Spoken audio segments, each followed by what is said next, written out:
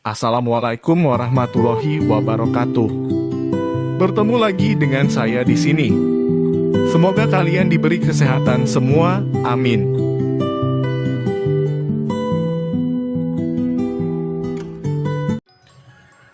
Fathahillah dengan karohmahnya memimpin pasukan Kesultanan Demak mengusir Portugis dari pelabuhan Sunda Kelapa. Pertempuran melawan Portugis juga pernah dilakukan Fathahillah di Malaka. Ulama besar dan panglima perang yang tangguh ini dilahirkan di lingkungan Kesultanan Pasai Aceh dengan nama Fadilah atau Maulana Fadilah pada 1471 dari Ibu Syarifah Siti Musalimah binti Maulana Ishaq dan ayah Mahdar Ibrahim Patakan bin Abdul Ghafur. Ayahnya merupakan mufti Kesultanan Pasai yang terkenal menguasai ilmu-ilmu agama.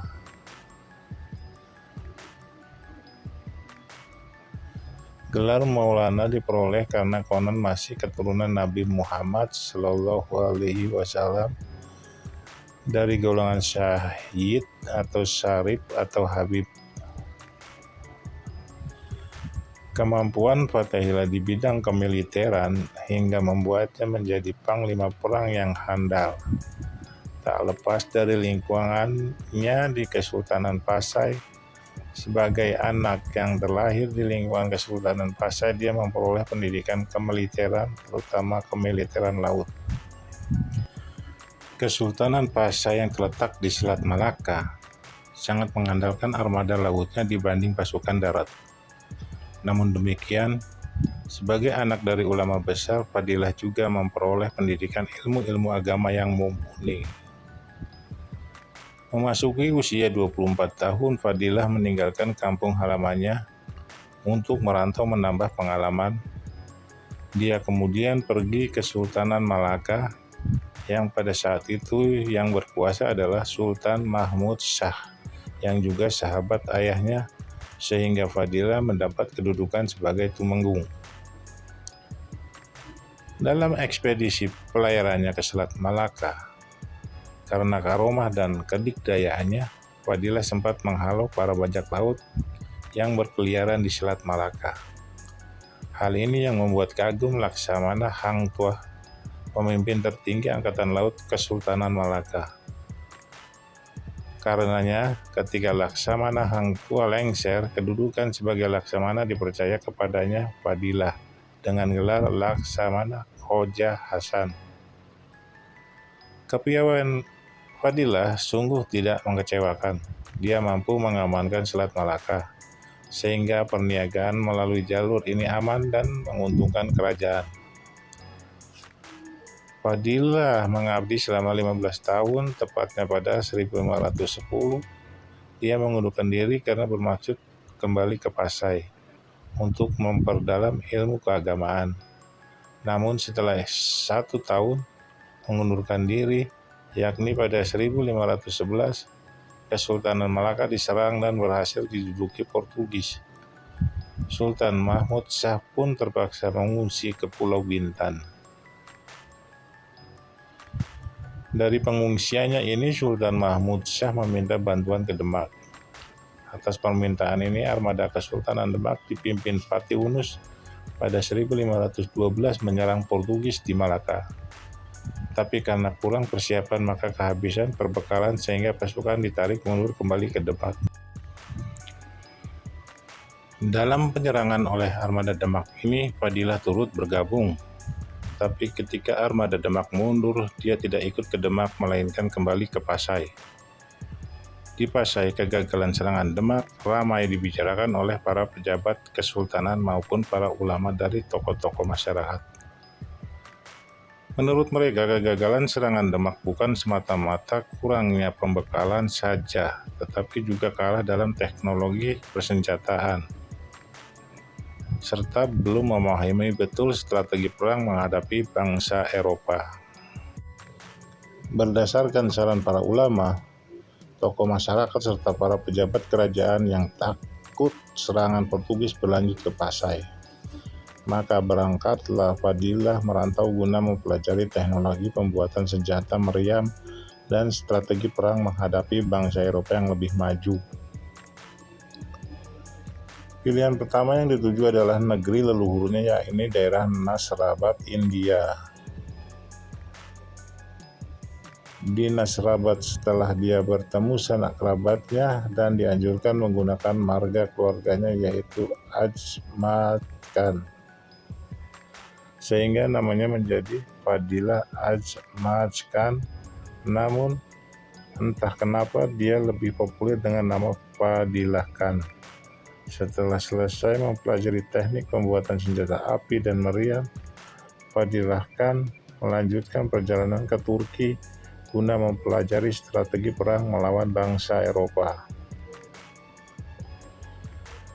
Pada tahun 1519, ketika Fadilah bermaksud kembali ke Pasai, ternyata kapalnya tidak dapat memasuki Selat Malaka karena sudah dikuasai Portugis yang pada 1513 juga telah menguasai Pasai. Karena tidak dapat masuk ke Selat Malaka, maka Fadilah membelokkan kapalnya menuju Palembang. Kemudian diteruskan ke Cirebon guna menjumpai pamannya yang menjadi penguasa Cirebon, yaitu Sunan Gunung Jati. Mengingat pada waktu itu Kesultanan Demak Bintoro bermaksud mengadakan serangan kedua ke Malaka, maka oleh Sunan Gunung Jati, Fadilah Khan diajak menghadap ke Demak menemui Sultan Patiunus. Kehadiran Fadilah yang datang dari Turki dengan membawa teknologi perang yang baru tentu saja membesarkan hati kerajaan Demak. Oleh karena itu, Fadilah Khan langsung diangkat sebagai wakil pimpinan pasukan tertinggi. Sedangkan pimpinan pasukan tertinggi dijabat oleh Patiunus dengan gelar Senopati Sarjawala. Serangan kali ini boleh dibilang besar-besaran karena selain dipimpin oleh Sultan Demak sendiri, penyerangan ini menggunakan sekitar 400 kapal dan membawa lebih dari 10.000 prajurit gabungan 3 kerajaan, sehingga sempat membuat Portugis was-was. Tetapi saat perang baru berlangsung 3 hari, ada peluru nyasar menghantam kapal yang berakibat gugurnya Patiunus.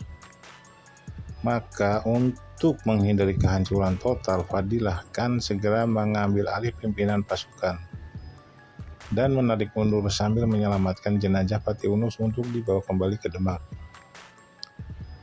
Kegagalan penyerangan besar-besaran ini membuat petinggi 3 kesultanan dan para wali berhitung jika harus mengulangi serangan ke Malaka tentu membutuhkan biaya besar serta persiapan yang lama. Maka atas saran Sunan Gunung Jati, strategi dirubah. Kali ini bukan menyerang ke Malaka, tapi dengan memancing Portugis keluar dari Malaka. Untuk itu perlu membatasi ruang gerak sekutu Portugis di Jawa, yaitu Kerajaan Pajajaran. Secara kebetulan pula, ketika itu Kerajaan Pajajaran telah mengundang Portugis untuk membuat benteng di Sunda Kelapa yang merupakan satu-satunya pelabuhan milik Kerajaan Pajajaran yang tersisa setelah Cirebon dan Banten menjadi kerajaan Islam.